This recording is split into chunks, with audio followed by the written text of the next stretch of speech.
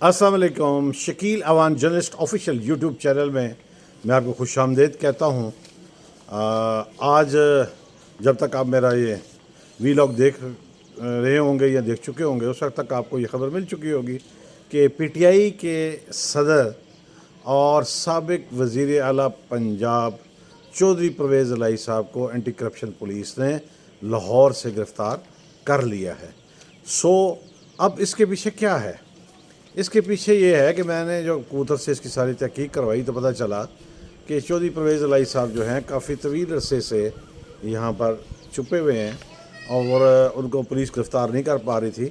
आज मुकम्मल रैकी की गई और जैसे ही वो अपने घर चौधरी परवेज़ इलाही रोड से निकले और उनके साथ ख़वातीन भी थीं और बुलेट प्रूफ गाड़ी में वो सवार थे। पुलिस ने नाके पर रोक कर उनके साथ बदतमीज़ी की और उनको खींच कर नीचे उतारा और उनको जब गाड़ी में लेके जाते हुए दिखाया गया, मुझे बताया गया कि उन्हें उस वक्त भी बदतमीज़ी का सामना करना पड़ा और अगरचे वो तकरीबन 80 साल के करीब उनकी उम्र हो चुकी है, 76 साल हो चुके हैं, उन्होंने सिर्फ रोड पे घसीटा नहीं, बाकी उन्होंने कसर छोड़ी नहीं, बल्कि एक उनकी घरेलू खातून ने भी उनको बचाने की कोशिश की और चौधरी परवेज़ इलाही साहब को एंटी करप्शन पुलिस वहाँ से ले गई। नामालूम मुकाम पर उनको मुंतकिल कर दिया गया।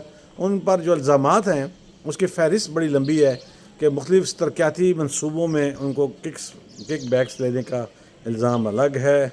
बहुत सारी जगहों पे उन पर करप्शन के इल्ज़ामात हैं, ज़मीनों के हवाले से करप्शन के इल्ज़ामात हैं और बहुत से इल्ज़ामात हैं। तो अब वो गिरफ़्तार हो चुके हैं और देखना ये है कि अब इंसाफ के जो तकाज़े हैं वो किस सब। ये बड़ी शख्सियत थी, बहुत बड़ी शख्सियत थी पंजाब की बल्कि पाकिस्तान की, जिसको इस तरह गिरफ़्तार किया गया।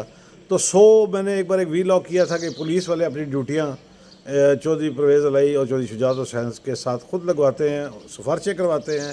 बल्कि मैंने एक SSP की भी रुदाद आपको सुनाई थी कि इसलिए कि वहाँ पर एक उनको इजाफ़ी तनख्वाह मिलती है, चौधरी बरदरान की तरफ से खाना मिलता है, प्रोटोकॉल मिलता है, बच्चों के कपड़े मिलते हैं, फ़ीसें मिलती हैं और ईदैन पर खुसूसी ईदी भी मिलती है। आप चाहे कुछ भी कर लें, पुलिस के पास वो इख्तियारात हैं और जब वो इख्तियारात इस्तेमाल करना आएँ तो अगर हाथी को पकड़ ले और उससे पूछे कि तुम कौन हो, अगर वो रिमांड पर रह कर आएगा तो वो कहेगा मैं बकरी हूँ, मैं बकरी हूँ। तो इन पर एतबार करना कतन अच्छा नहीं है।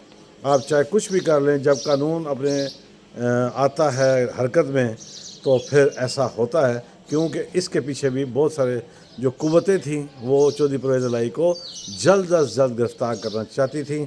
अब देखना यह है कि अगरचे इमरान खान साहब ने इस गिरफ़्तारी की मज़म्मत की है, लेकिन अब सड़कों पर आने वाला कोई नहीं है। लेकिन खौफनाक और जो बात है वो ये है कि 9 मई के जो वाक़यात हैं उस हवाले से भी चौधरी परवेज़ इलाही पर चार्ज लगाया गया है, जो ज़्यादा खौफनाक और ख़तरनाक है और उसके लिए मैं नहीं समझता कि अब कोई दरमियानी रास्ता निकलेगा। हाँ, अगर जो जहाज़ मेरे कबूतर ने बताया कि आज सारा दिन जहाज़ जो है, किसका जहाज़, जहांगीर तरीन साहब का जहाज़ हरकत में रहा, जहाज़ चल पड़ा है, कभी वो इस्लामाबाद और कभी जनूबी पंजाब और कभी वो लाहौर। तो अब जहांगीर तरीन के जो जहाज़ है उसने सियासी हलचल मचा दी है।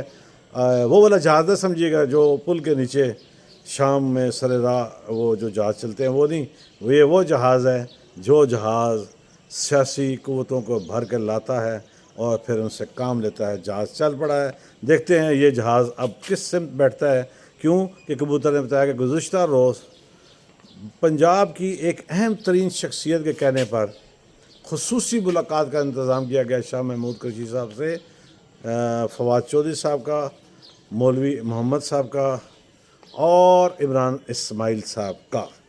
और इन तीनों को जब मुलाकात कराई गई तो उसके हवाले से मेरे कबूतर का ये दावा है कि ताहाल कोई भी बात अभी तक पॉजिटिव नहीं आई। और जो नया ब्लॉक बन रहा है जिसके लिए जहांगीर तरीन साहब का जहाज़ मैंने बताया है कि वो परवाज़ है, बहवे परवाज़ है, अभी वो सांस नहीं ले रहा। तो अभी तक शाह महमूद कुरैशी साहब ने कोई भी हामी नहीं भरी। जब तक वो हामी नहीं भरेंगे मामलात जूं के त्यों रहेंगे।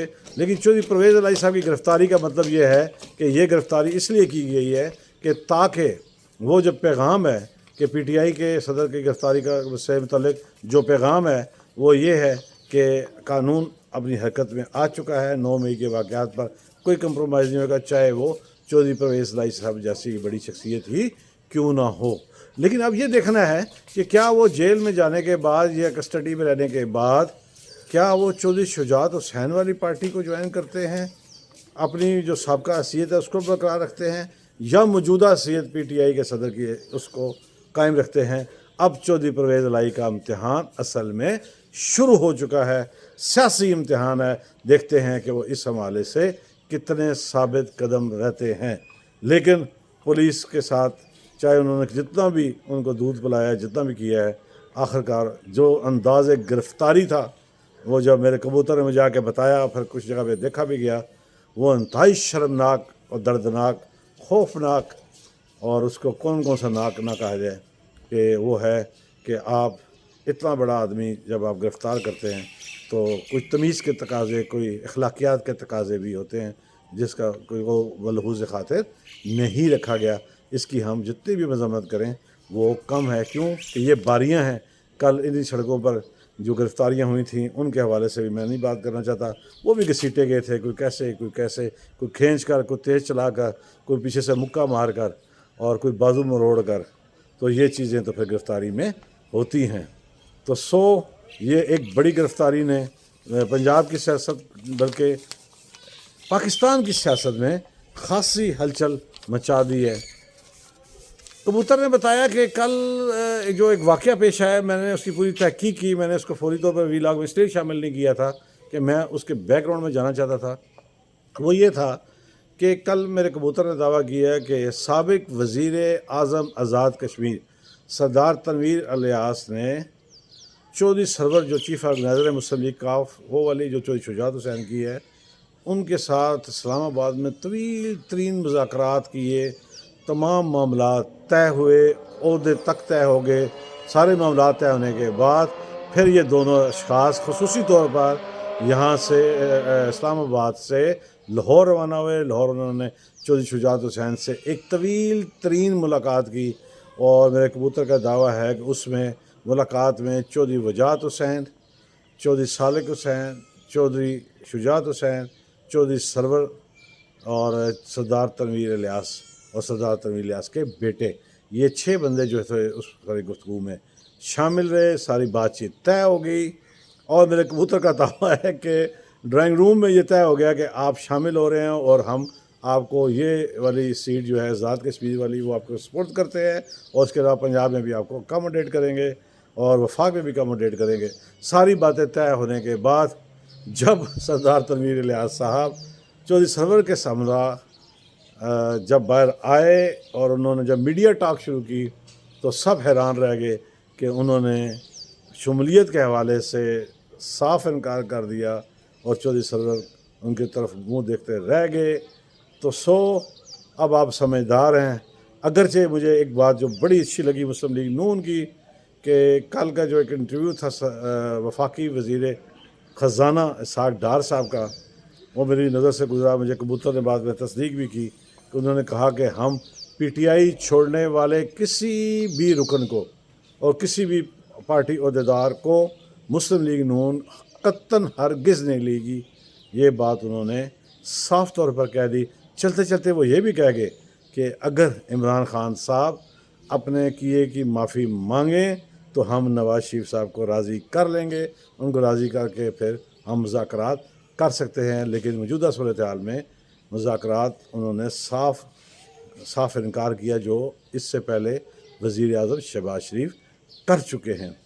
مہنگائی کا طوفان اب تھوڑا تھمنے کو ہے، لیکن ضرورت صرف تھمنا نہیں، مہنگائی کو کم کرنا ہے۔ اس کے لیے اقدامات کرنے کی اشد ضرورت ہے۔ چلتے چلتے ہمیشہ کی طرح کہوں گا، جہاں اپنا اور اپنے پیاروں کا خیال رکھتے ہیں وہاں ارد گرد موجود مستحقین کا بھی خیال رکھیے، وہ آپ کے لیے ذریعہ نجات بنیں گے۔